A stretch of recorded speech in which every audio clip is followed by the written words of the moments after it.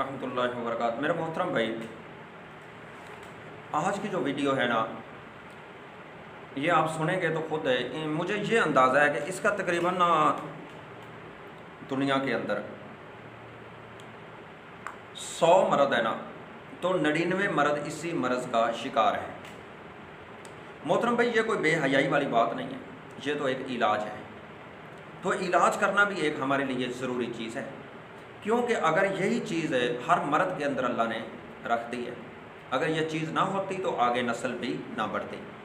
मोहतरम भाई, आदमी जब अपनी वाइफ से, अपनी बीवी से जमा करने लगता है, अभी वो फारिग नहीं हुआ, अभी उसकी मनी खारिज नहीं हुई, पहले उसका आला तनासिल सख्त था, उसके अंदर सख्ती थी। जो उसने अपनी वाइफ के साथ जमा करना शुरू कर दिया तो जमा के दौरान उसका आला तनासल ढीला पड़ गया, जिसकी वजह से ये मर्द खुद भी परेशान है, क्योंकि आला तनासल का सख्त होना, इसके अंदर सख्ती होना, ये मर्द के लिए भी लज्जत है और औरत भी इससे ज़्यादा लज्जत हासिल करती है। मर्द भी इस चीज़ को पसंद करता है और औरत भी इस चीज़ को पसंद करती है। तो अब मेरे मोहतरम भाइयों, इस परेशानी को दूर करने के लिए ये कोई आम चीज़ नहीं है, बहुत अहम चीज़ मैं आपको बतलाने लगा। अगर आप अपनी ज़िंदगी के अंदर इस चीज़ को ले आएँ तो इंशाअल्लाह अल्लाह के हुक्म से ये आपके मर्ज़ भी दूर हो जाएगी। वो क्या है मोहतरम भाई? सुंड का मुरब्बा। सुंड पता है किसे कहते हैं? ये जो अदकर होती है ना, ये सालन के अंदर डाली जाती है, इसका खुश्क करके फिर इसका अगर मुरब्बा बनाया जाए, इसकी हरी का भी जब ये ताज़ा होती है उस वक्त भी इसका मुरब्बा बनता है, और जब इसको खुश्क कर लिया जाता है उस वक्त भी इसका मुरब्बा बनता है। इन मर्दों के लिए इसका मुरब्बा इस्तेमाल करना रोज़ाना बहुत फ़ायदेमंद है, ये आला तनासल के अंदर ढीलापन नहीं आएगा।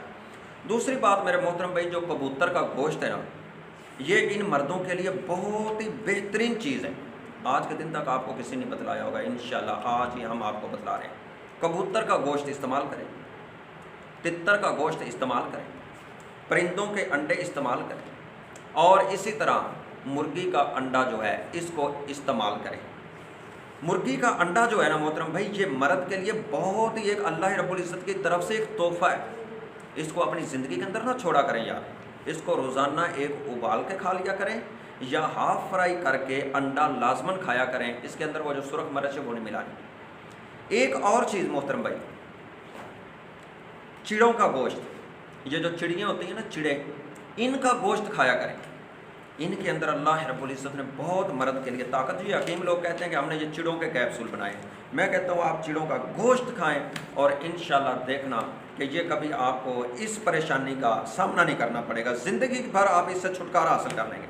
आला तनासल के अंदर सख्ती आएगी, आला तनासल के अंदर बहुत ज़्यादा कुव्वत आएगी। इंशाल्लाह इन चीज़ों पे अमल करना। अंडे को रोज़ाना इस्तेमाल करें, चिड़ों के गोश्त को रोज़ाना इस्तेमाल करें, इसी तरह कबूतर के गोश्त को इस्तेमाल करें, तितर के गोश्त को इस्तेमाल करें, तो इंशाल्लाह बहुत ज़्यादा फ़ायदा होगा। ये 4 चीज़ें अपनी ज़िंदगी के अंदर इसको ना खाते ही रहा करें, किसी ना किसी तरीके हफ्ते के अंदर कोई चीज़। अंडा रोज़ाना इस्तेमाल करें, बाकी तितर का गोश्त है, कबूतर का गोश्त है, कबूतर घर में इसी तरह पाल लें, एक छोटी सी अलग जगह बना लें इसी इरादे से। वैसे कबूतर खेल के लिए रखना हराम है। मैं आपको एक हदीस सुनाता हूँ।